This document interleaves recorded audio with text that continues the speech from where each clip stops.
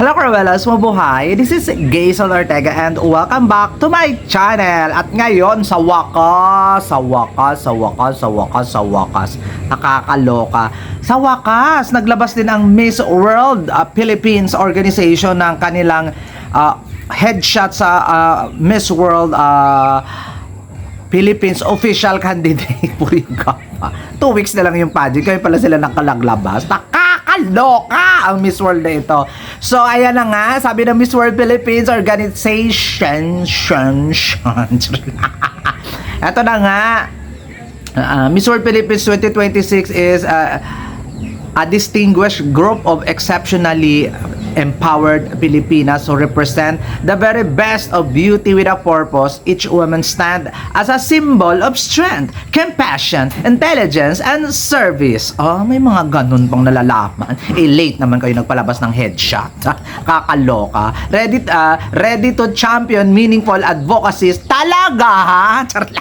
My gosh, meaningful advocacies and inspired positive change for the Philippines and the world. Oh, sana all.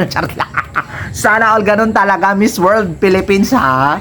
Kakaloka kayo. Kung kailan malapit na yung pageant, saka maglalabas ng headshot. Ano to?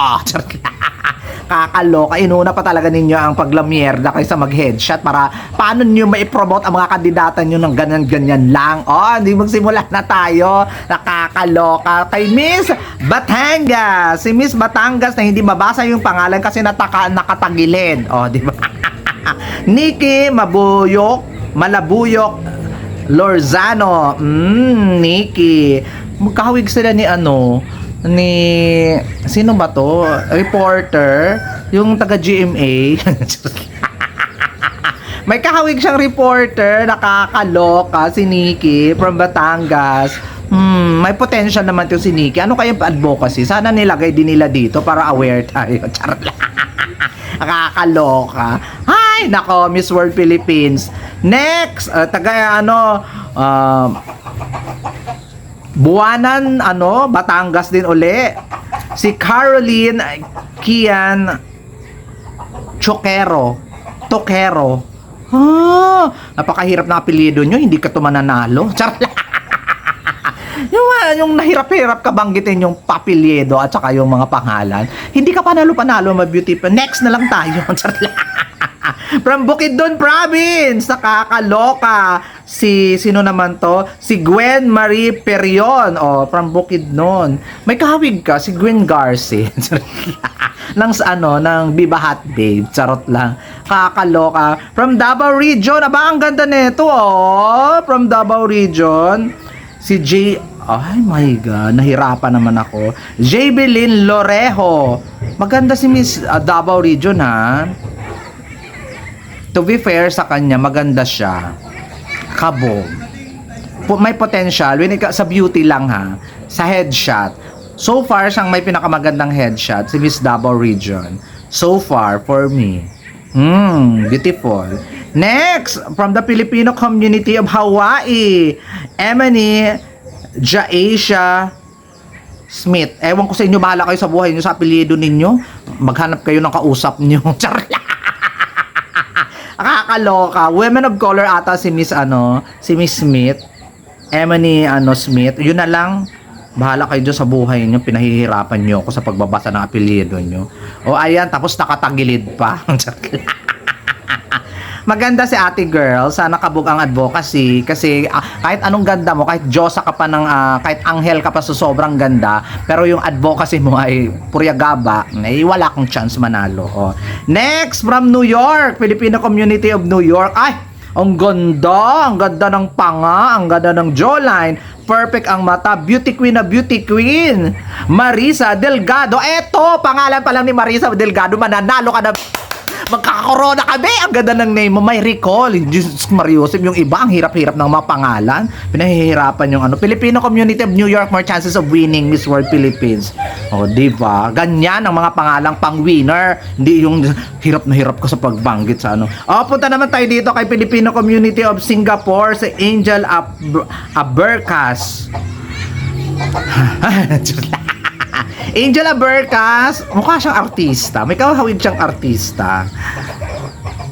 Sana manalo ka, be, ha? Pero may kahawig siyang artista. Next! Pag-uusapan natin. Pag hindi ako interesado, next agad. Charot lang.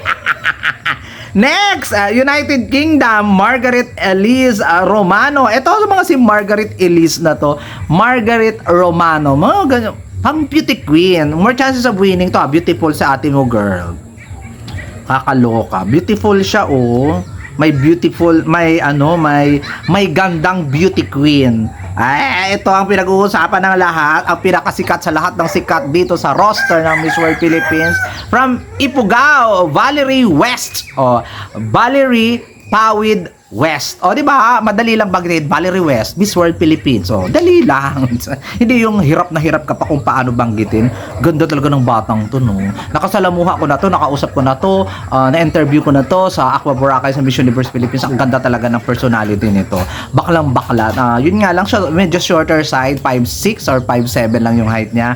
But still, maganda ang kanyang mukha at mukhang predicted winner to ng mga ibang mga pageant vlogger. Next, Miss Iligan City, si Crystal Peralta. May kahawig siya. Hindi ko lang matandaan, pero may kahawig siyang beauty queen. Si Crystal Peralta, isa din to sa mga Filipina beauty. Mga Oriental beauty. Next, from Laguna, Zea Arboleda. Oh, ang cute. Tony Gonzaga at Marian Rivera ang kanyang fest. Marian Rivera sa taas, Tony Gonzaga pababa. Maganda si Miss Laguna, I love her. Sana naman magandang advocacy. Yung kayang lumaban ng bonggang-bongga. Syempre, ito, sinalihan na yata ang lahat ng national pageant ni Miss Ann de Mesa ng Manila. O, di ba? Sino ang hindi nakakilala sa kanya? Kasi lahat na yata ng national pageant nasalihan na ni Miss Ann de Mesa. So, more chances of crown din talaga din ito si Miss Ann de Mesa. Ang cute ng mga nila, no? Pink. Tapos pink din yung background, pink din yung damit. Next, from Naga City, ito si Zoe Gabon. Jomoin din to sa Miss Universe Philippines. Isa din to sa mga potential na magkakaroon ng corona. Kasi from Miss Universe Philippines, iba talaga ang kapit. Kagaya nila Dia Mate, sino pa ba yung mga from Miss Universe Philippines na Krista Gravides, more chances of winning talaga. Lalo tong maganda talaga ang iyong performance at saka yung advocacy. Sana naman Zoe, ha, from Naga City, kumabog ang iyong advocacy. Siguro pwede talaga siya sa Universal Woman. Next, itong Negros Island Region, Cindy Valencia. Ito yung mga name na very catchy lang, madali-dali lang.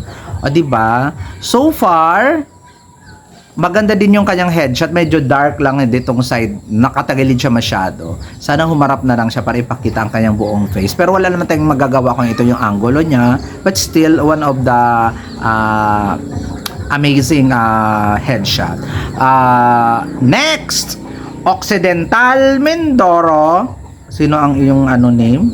Wait lang guys, nahirapan ako magbasa. Merdet Bobadilla. Nakakalok. Merdet Bobadilla. Uy, maganda. Very Oriental beauty si Miss Occidental Mindoro. Kabog, palaban ng bonggang-bongga. Next, Oriental Mindoro. Uy, maganda din si ate mo, girl. Si Ronette Castillo. Maganda siya. Kaya lang naka-ismid. Parang, sino ka ba? Parang ganun yung eksena niya. Nakakaloka. Next is Pampanga. Ala, nawala. Wait lang. Ano ba naman yan? Kay Rita, ha? Asa na? Next, Pampanga. Sino si Pampanga? Gabriel. Patigilid kasi yung name niya, guys. Galapia. Gabriel Puentes Galapia. Galapia or Galapia. Bahala kayo dyan. Si Miss Pampanga. Very beautiful.